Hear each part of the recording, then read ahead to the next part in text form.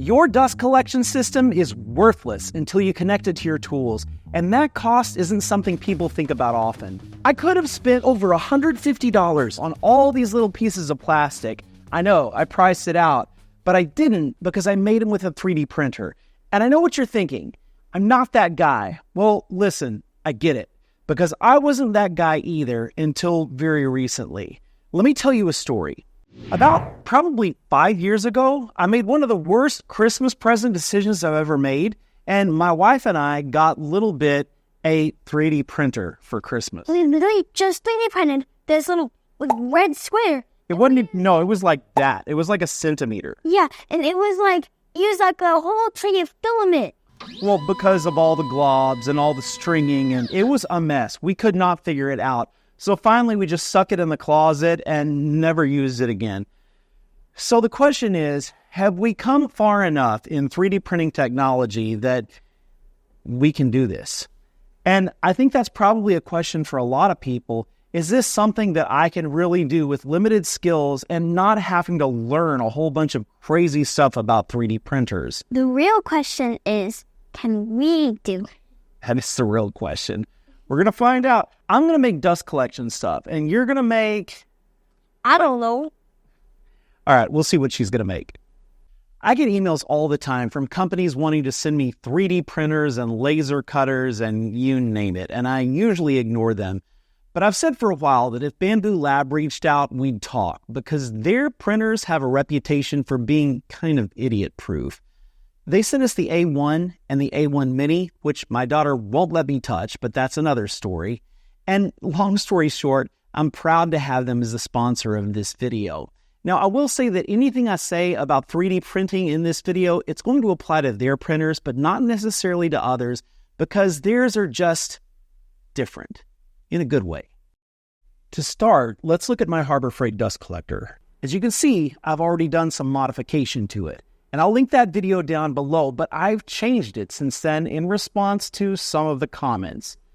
You see, there are things money can't buy, and one of them is over 200 engineers, HVAC technicians, and amateur experts in the comments section educating you on the difference between airspeed and volume, negative barometric pressure, and load capacity. You guys taught me a lot, and I am grateful. Well, the first thing I did was take the blower off the wall and move it back to its original spot before the separator. It's just better that way. It gets the fan closer to the tools, and now it pushes air into the bag instead of sucking it out of the bag, which was causing problems. I'm venting outside. That increases the airflow and makes for a stronger dust collector. Now, some of you asked what happens to all the dust out there.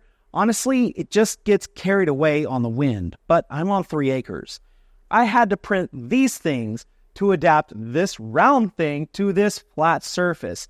Now, I tried to design something on my own, and this would have worked, but I used this instead because it's prettier, and I realized there are free designs online for just about everything that you need. You don't have to know how to design to 3D print. Now, that's good, because the older I get, the worse I am with new technology. Case in point, this is my phone. It doesn't ring. I don't really know why. I think I have it set to vibrate, but it hasn't rung in some time, and honestly, I'm okay with that.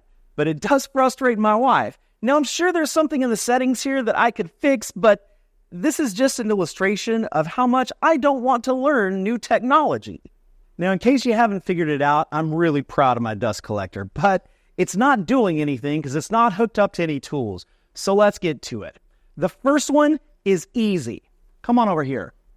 The Bandsaw's dust collection works pretty well if you just hook it up to the port.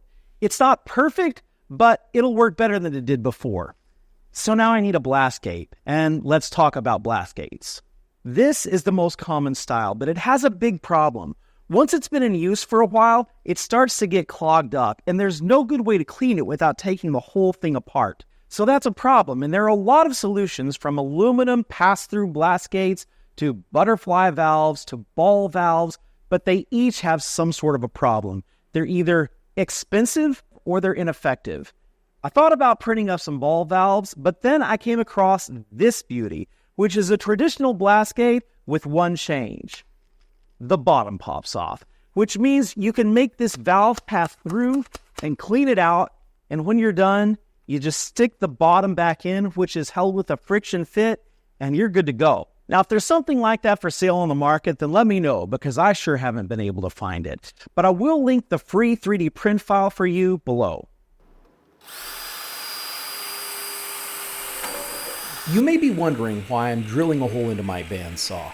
And the answer is because it's my bandsaw and I can do what I want with it. So I've drilled and tapped a hole so I can put in this 1032 machine screw to hold on the blast gate. I think it's a good idea if you get into 3D printing things for the workshop to just have a box of 1032 screws lying around for putting together your parts and things like this. You're also going to need some hose clamps. I really like these, and I'll give you a link to them too. In dust collection, every tool presents a new battle. My belt and spindle sander was a tough one. It has a port on the back that you can attach a little hose to, and it basically does nothing. You need the dust collection up top. So I found a file for this and started by printing this one, but I didn't like it because it needs this 2.5 to 4 inch connector, which means I'd need this adapter and then this adapter, and we're playing Tinker Toys. Tinker Toys were created in 1914 after a stonemason saw children playing with sticks and empty spools of thread. I'm over it.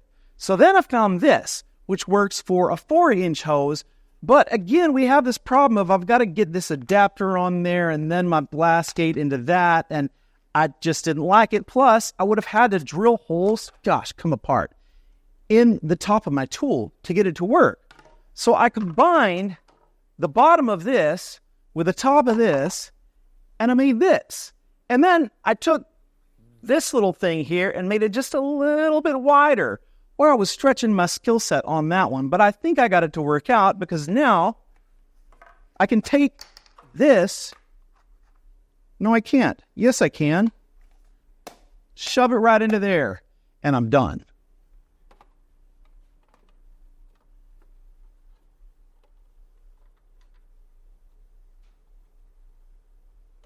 Now, like I said before, you can download and print just about anything these days, but if you do want to get into designing custom parts, you're going to need a program that does that.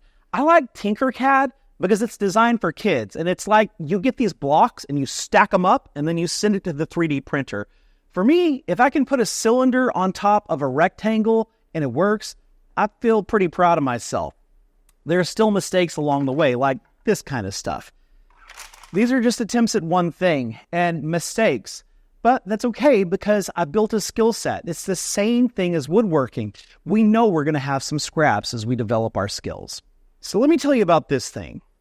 This is the epitome of my expertise at this point. It's a bunch of rectangles that are basically stuck together in the 3D printer. Now, you know, if you've done any kind of dust collection at all, that finding dust collection adapters for your miter saw is really tough.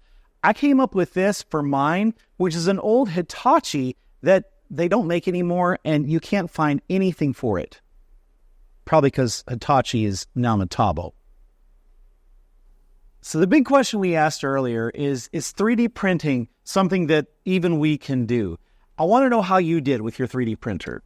It was so easy. I just had this app on my phone. I just clicked what I wanted 3D print, and it just did it for me. It just did it. Well, what did you make? Well, I made 3 things. Number 1, I'm a gamer, so I made this Fortnite thingamajigger. Okay, the second thing I made was this. You just, if this was a wall, you just clip it on, and then just your headphones. That's pretty cool, and it's really pink, too. Okay. The last thing I made is this little jacket. It's a flexi jacket. Oh, it's so cute. Wait. You made this on the 3D printer? Yes. It's better than anything I made. That's cool. Did you have to put... What? Thank you. That's so awesome. You know what? I got something for you, too, because those things will do us no good in the workshop whatsoever, but I made you a little pocket square. And it's pink. Well, let's talk. We're woodworkers, right? And wood is our primary medium. But occasionally we work in metal, and sometimes we order little pieces of plastic that we wait to come in and see if they're right, and I'm over it. So if you're like me, and just want to get your feet wet in 3D printing, I recommend the A1 Mini because it's only $199. You can get it as a combo with the AMS Lite and print multiple colors at once, but for the workshop, you may not need that. If you want something a little bit bigger, well, the A1 is on Black Friday sale for only $299, which is a steal. And if you're a buy once, cry once guy, then look at the P1 and X1 lines. They're enclosed and they're capable of a few more things. Now for filament, get some PLA. It's not going to be the end-all, be-all filament for you for your workshop, but it's a great way to get started. And everything that I've printed today has been in PLA.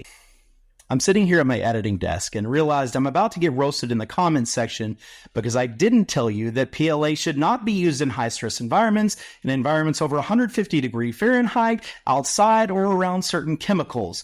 Blah, blah, blah. I said it. Let's get back to the video.